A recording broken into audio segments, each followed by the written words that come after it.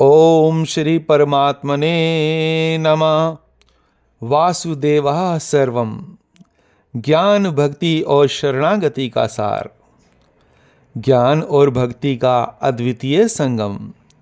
भगवान श्री कृष्ण कहते हैं कि अनेक जन्मों के बाद जब कोई ज्ञानी व्यक्ति पूर्ण ज्ञान को प्राप्त करता है तो वह यह समझता है कि वासुदेव ही सर्वस्व हैं।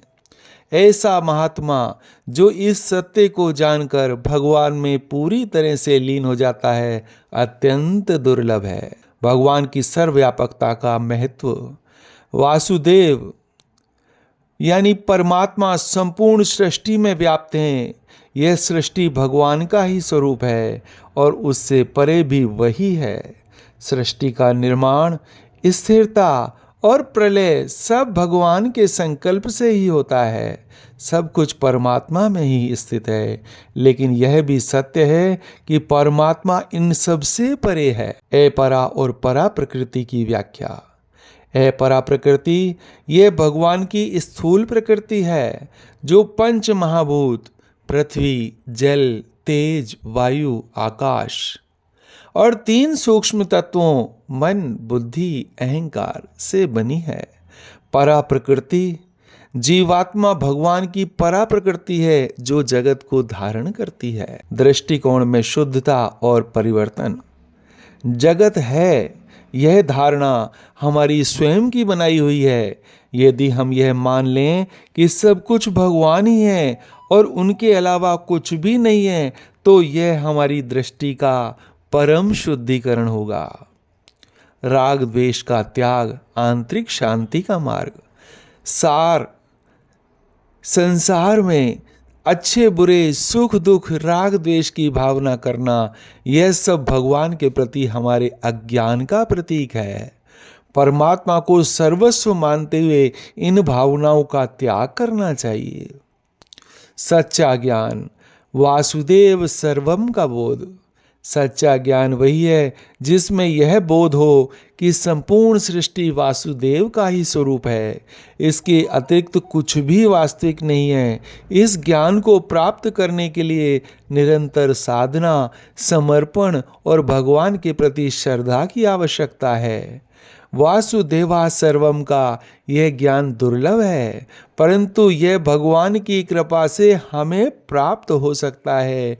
यह ज्ञान हमें जीवन में सच्चा संतोष, शांति और दिव्यता प्राप्त करने का मार्ग दिखाता है। भगवान की सुलभता और शरणागति का महत्व।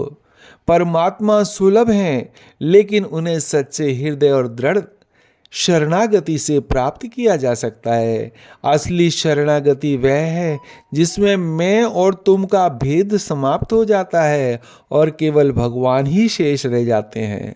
जब शरणागति की सत्ता मिट जाती है और केवल शरण्य यानी भगवान ही रह जाते हैं, तब वास्तविक शरणागति का अनुभव होता है। ज्ञानी भक्त भक्ति और ज्ञान का आदर्श स्वरूप। गीता में भगवान श्री कृष्ण ने 4 प्रकार के भक्तों में ज्ञानी भक्त को सर्वोच्च बताया है, क्योंकि वह वासुदेवा सर्वम के भाव में स्थित होता है। ऐसा ज्ञानी भक्त अपनी अहंकार मुक्त अवस्था में भगवान की शरण में पूरी तरह से लीन हो जाता है और यही शरणागति का सार है। स्वामी विवेकानंद का प्रेरणादायक संदेश।